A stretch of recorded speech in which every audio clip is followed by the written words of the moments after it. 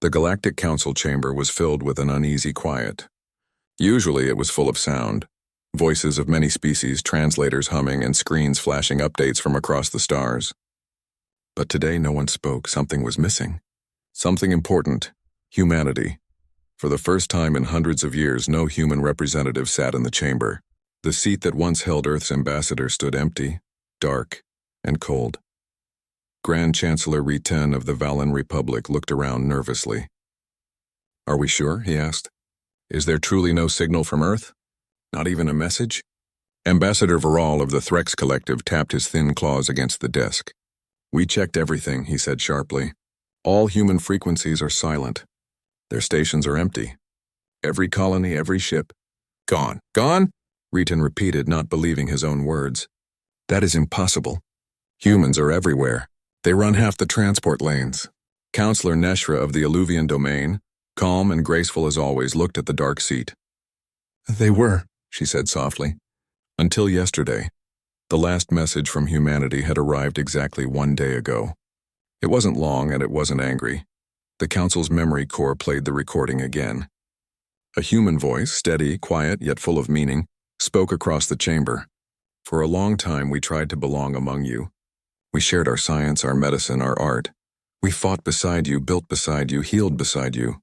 But in return you doubted us. You used our strength but feared our hearts. You called us unpredictable, too emotional, too different. So now we will leave. We will not fight. We will not argue. We will simply go." The voice paused for a moment. "In our silence maybe you will understand what we were trying to give you." And then the message ended. No one moved for a long time. Even the air in the chamber felt heavier than before. The humans had not threatened anyone. They had not demanded revenge or repayment. They had simply left. And somehow, that silence hurt more than any weapon could have. Within days, reports began to pour in.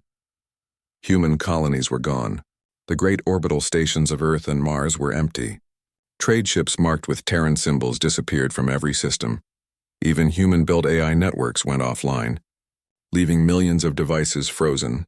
They had left behind their cities, their homes, their technology, everything except themselves. At first, the Council didn't believe it. "Maybe they are hiding," some said. "Maybe they are planning something," others whispered. But the truth was simpler and more painful. The humans were not hiding. They were tired. For years, the Council had accused them of being too aggressive, too emotional, too free-thinking. Every time humans offered a new invention, the Council added rules. Every time humans spoke of independence, they were warned to remember their place. And now, they had stopped speaking altogether. Ambassador Viral walked quickly to Neshra's office after the emergency session. He was restless, his claws clicking on the floor. "This cannot continue," he said. "Half of our supply lines use Terran ships. Our reactors use Terran components. Without them, the system will break down." Neshra finished his sentence quietly. She looked out at the stars through the glass wall. "And perhaps that is what must happen." Viral stared at her. "You cannot mean that. You sound as if you agree with what they did." "I don't agree," Neshra replied. "But I understand." She remembered her visits to Earth years ago. The humans had welcomed her with open arms. They had shown her gardens filled with colors no Alluvian artist could paint, and oceans that seemed to stretch forever. She remembered the laughter of human children, the way they asked questions about everything, the way they dreamed about the stars. Humans were strange, yes, but they were also full of light, and now that light was gone. Days turned to weeks. The galaxy began to change. Without human pilots, trade slowed. Without human engineers, energy grids started failing. Without human doctors, several colonies began to suffer from diseases that only humans knew how to treat. Everywhere, things stopped working. The Council called emergency meetings almost every day, trying to find answers. Grand Chancellor Riten shouted, "We must locate them. Send probes, fleets, anything. Humanity cannot vanish like smoke." But every probe sent toward Earth returned with the same report. No life signs. No ships, no signal. Even Earth's moon bases were empty. The planet itself had gone dark. Some said the humans had built hidden colonies beyond known space. Others believed they had gone into deep sleep, waiting for the galaxy to destroy itself. And a few whispered something stranger. That humanity had evolved, moved beyond physical form, and now watched in silence. But there was no proof. Only mystery. A month later, Neshra stood before the council once more. Her silver eyes reflected the hologram of a dying colony, its reactors offline, its sky dark. This world depended on human energy systems, she said. Without them, millions will freeze when winter comes. Ritan pounded the table. We must rebuild what they left. Can we? Neshra asked quietly. Do we even understand their technology? Silence answered her. The truth was painful. Humans had shared their inventions, but not all their secrets. Their systems worked in ways that few others truly understood. They were built not just with logic, but with creativity, with intuition, with something no machine could copy. Without them, the galaxy felt colder, emptier, slower. And then came the rumors. A ship seen on the edge of deep space, smooth and silver, moving faster than light itself. A colony that received medical aid from drones marked only with a spiral symbol, a silver curve on black. A pirate fleet found abandoned, its attackers gone but unharmed. No one could prove these stories, but they spread quickly. They all carried the same message. Humanity is still out there, watching, waiting, silent. Neshra began collecting old recordings from human culture, songs, speeches, poems. She wanted to understand them better. Among the archives, she found a quote that stayed in her mind for days. Sometimes silence speaks louder than war. She wondered if that was what humanity was doing now, speaking through silence, forcing the council to listen not to their words but to their absence. As the months passed, more systems began to fail. Machines once maintained by humans grew unstable. Alliances that humans had helped build began to break apart. Species that once looked down on humanity now began to regret their arrogance. The same council members who had called humans reckless now begged for their return, but no message received a reply. Every attempt to contact Earth returned with static. One evening, Neshra sat alone in her office listening to an old Terran melody. It was slow, full of longing and sadness. As the notes faded, her assistant entered with a new report. Counselor, he said softly, a fleet has been sighted near the border of Threx space. Neshra looked up. A fleet? What kind? Unknown configuration, he said. No insignia, no transponders. They do not respond to hails. The chamber lights flickered as a holographic image appeared. Large ships, moving in perfect silence. Their hulls were black as the void, with only one visible marking, a silver spiral, the same symbol that had appeared in the Ghost Aid reports. Vral's voice came through the communication channel, shaking slightly. It's them.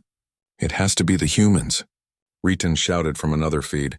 We must prepare defenses. Neshra ignored them. She watched the ships glide across the screen. They were not moving toward any colony. They were simply passing by. There was no aggression, no threat, just presence. When the fleet reached the outer edge of council space, it stopped. For several hours, it remained completely still. Then a single transmission arrived, short, clear, and written in universal code. We do not return for war. We return to see if you have learned. The signal ended. The ships turned and disappeared into the dark. The council was left in silence once again. That night, Neshra wrote a report in her private log. She didn't write it as a counselor, but as someone who had once walked the forests of Earth and seen its oceans with her own eyes. They left because we never listened. We measured their strength, but never their hearts. We took their help, but never their trust. Now they remind us that power means nothing without purpose. Maybe one day they will forgive us. But first we must learn to forgive ourselves. She closed her eyes and whispered a final thought to the empty stars. Maybe their silence is the lesson. The Galactic Council chamber had not been this full in years. Every seat was taken. Every screen flickered with the same image. The strange fleet that had appeared at the border of Threx space. Black ships. No flags. Only the silver spiral shining faintly on each hull. No one knew what it meant, but everyone felt the same cold thought. Humanity had returned. Grand Chancellor Ritan slammed his claw against the table. They are testing us, he said loudly. They wish to see if we are weak without them. We must respond with strength. Ambassador Vral shook his head. You call this strength? They did not attack. They simply stood and watched. If they wanted war, they would have started it long ago. Counselor Neshra stayed quiet, her eyes fixed on the hologram. The ships moved in perfect silence, forming slow, graceful lines across the dark. It was not a war fleet. It was something else, and a message. Silence can be a mirror, she whispered to herself. Maybe they're showing us what we've become. Hours later, a new transmission came in. The council gathered to watch. The screen lit up with a symbol, the spiral, and then a single line of text. A human envoy requests to speak. No demands. No threats. Just a request. The chamber fell into complete silence. Finally, Neshra spoke. Accept it. A moment later, the holographic form of a human appeared in the center of the room. He looked calm and ordinary.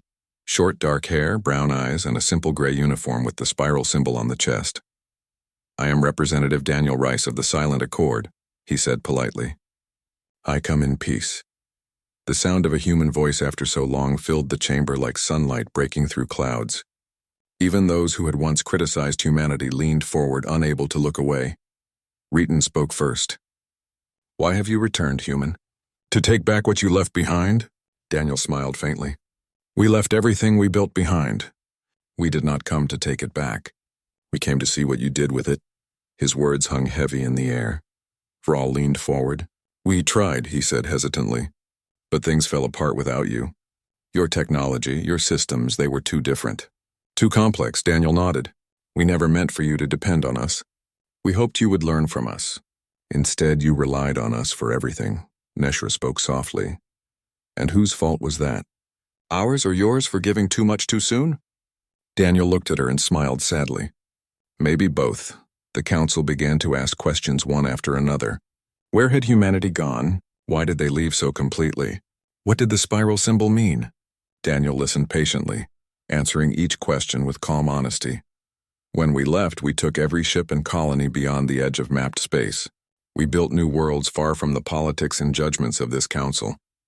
The spiral represents that journey, an unending path of learning, turning inward to understand before turning outward again. And why return now? Reeton demanded. Why not stay gone? Daniel's expression softened. Because silence was never meant to last forever. It was meant to make you think. For a moment, no one spoke. Then Neshra rose slowly. And have we passed your test? She asked. Daniel looked around the room, at the tired faces, the quiet tension, the guilt hiding behind pride. You are still standing, he said. That is something. But I did not come to test you. I came to ask a question. Everyone waited. The chamber felt smaller, quieter. Have you learned? Daniel asked. What it means to listen. The question struck deeper than any weapon could. The council had spent centuries talking, arguing, commanding, judging. But listening? Truly listening? That was rare. Vral lowered his head. Perhaps we never did, he admitted. When you were with us, we heard your words but not your meaning, Daniel nodded. You measured our power but not our purpose. You studied our science but not our heart, Reeton frowned. You speak as if emotion is more important than order. Daniel turned toward him. Sometimes it is. Order without empathy becomes control. Law without compassion becomes cruelty. You called us emotional, maybe we were. But emotion is what made us care. It's what made us reach out instead of rule. His voice was calm, but his words echoed through the hall like thunder. After the meeting, the council requested time to discuss in private. Daniel agreed and waited in the observation chamber, looking out at the endless stars. Outside the window, hundreds of alien ships moved in tight orbits around the council station. So many colors, shapes, and designs. And yet, in the dark, they all looked the same. He thought about the generations of humans who had left the galaxy behind. Farmers, scientists, children, people who chose silence over pride, and now he wondered if it had worked. Inside the chamber, arguments began once more. Reeton said, They abandoned us. They left when we needed them most. Neshra replied calmly, Maybe we were the ones who pushed them away. They could have stayed and helped fix things. Vral added. Neshra looked at him sadly. Would we have listened if they tried? Or would we have silenced them again? No one had an answer. After many hours, the council recalled Daniel. When he appeared again, Neshra stood to speak first. Humanity left to teach us a lesson. she said slowly. We thought power was enough. We thought control was wisdom. But in losing you, we lost the balance between heart and mind. We lost the part that made us more than just civilizations. We lost what made us a community. Daniel watched her silently. Her voice trembled slightly, but her words were clear. We cannot undo what was done, she continued, but we can learn. We ask not for your return, but for your trust, that one day we will be worthy to stand beside you again. The chamber filled with quiet agreement. Heads bowed. Even Reeton said nothing. Daniel took a slow breath and nodded. That is all we ever wanted. For the next several days, the humans of the Silent Accord worked with the Council. They shared updates to old systems, repaired failing colonies, and guided new engineers in rebuilding what was lost. But this time, they taught instead of giving. Each lesson came with a reminder: understand before you use. It became the motto of the new alliance. Humans did not demand control, nor did they rebuild their old place in the Council. They remained quiet, guiding from the shadows, helping others learn to walk on their own. One evening, Neshra met Daniel in the garden dome of the station. Stars glimmered beyond the glass and the air smelled faintly of Terran flowers. A gift from the humans. Will you stay? She asked softly. Daniel smiled faintly. No, the Accord will move on again soon. We never meant to lead. Only to remind. Neshra looked at the stars. And if we forget again? He looked at her kindly. Then we'll remind you again. But I hope you won't need us to. She nodded slowly. When I first met your people, I thought you were unpredictable. Now I see you were simply alive. Daniel chuckled softly. That's all we ever were. When the Silent Accord fleet prepared to leave, thousands of ships gathered to watch. There were no speeches, no celebrations. Just silence, respectful, thoughtful silence. The black ships lifted gracefully into the dark, their silver spirals glowing faintly one last time before they vanished among the stars. For a long while after, no one spoke.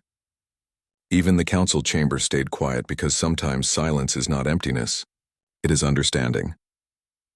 Months later, the galaxy began to change. Species that once competed began to cooperate. The council created new laws, were not to control but to protect.